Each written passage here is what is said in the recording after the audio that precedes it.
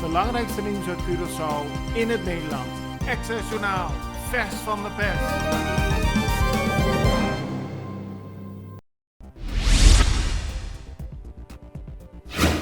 Vanaf deze maand zijn er nieuwe politierichtlijnen van kracht. Dat meldt de Extra vandaag. Dat betekent onder meer dat politieagenten zich niet mogen profileren met hun politieke voorkeur of met hun religie. Daarnaast mogen er geen piercings, tatoeages of grote oorbellen te zien zijn. Dat geldt zowel voor agenten op straat als degenen die piketdienst hebben. De partij CAS, die het afgelopen weekend niet voldoende stemmen haalde tijdens de steunverkiezingen om mee te doen aan de parlementsverkiezingen op 19 maart, wil een hertelling van de stemmen. Dat zegt partijleider Humphrey Davelaar. CAS zal hierover vandaag een officiële brief aan de electorale raad sturen. De partij vindt dat er buitensporig veel stemmen ongeldig zijn verklaard, namelijk ruim 600 op in totaal bijna 20.000 uitgebrachte stemmen. CAS heeft op 43 stemmen na niet de benodigde aantal stemmen gehaald. Volgens partijleider Davelaar ligt dat aan het feit dat te veel biljetten ongeldig zijn verklaard. Het is niet de vraag of we op Curaçao te maken krijgen met de nieuwe varianten van het coronavirus, zoals de Britse variant. Curaçao zal er vroeg of laat mee worden geconfronteerd.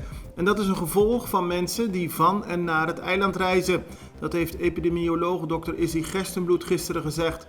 Volgens hem moet Curaçao zich zo goed mogelijk voorbereiden. Hij roept daarom iedereen op om zich aan de maatregelen te houden die gelden. Hij deed daarnaast een beroep aan de bevolking om het gezonde verstand te gebruiken.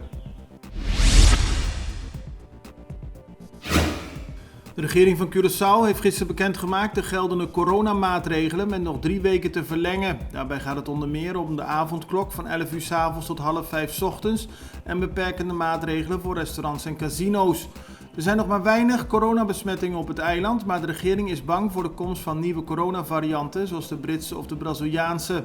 Er zijn tests gestuurd naar Nederland om te kijken of de nieuwe varianten Curaçao al hebben bereikt, maar er is nog geen reactie van het RIVM gekomen, zo stelde minister-president Ruggenaat gisteren.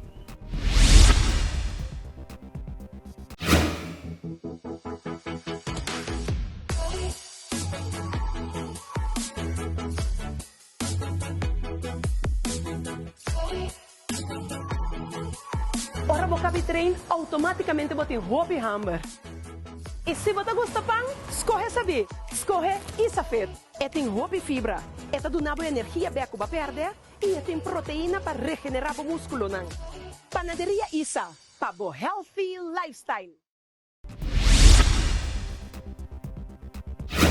Curaçao wil voor het begin van het orkaanseizoen, en dat is 1 juni, klaar zijn met het vaccineren van iedereen boven de 18 jaar op Curaçao. Dat hebben minister van Gezondheid Sita Jezus Liitu en epidemioloog Iralies Jansen gisteren gezegd.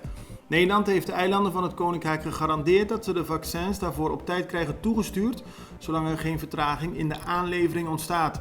De bedoeling is dat Curaçao in de 3e week van februari daadwerkelijk met vaccineren begint. In eerste instantie wordt iedereen boven de 65 jaar en medewerkers in de zorg gevaccineerd. Dat zijn bijna 45.000 personen. Een 71-jarige Curaçaose man die 100 dagen in de gevangenis heeft gezeten na een valse beschuldiging van kindermisbruik, heeft uiteindelijk 8.000 gulden schadevergoeding gekregen. Dat heeft de rechter gisteren bepaald en de Extra schrijft er vandaag over. De verklaringen van de jonge man bleken uiteindelijk verzonnen te zijn. De man werd vrijgelaten en heeft daarop schadevergoeding gevraagd.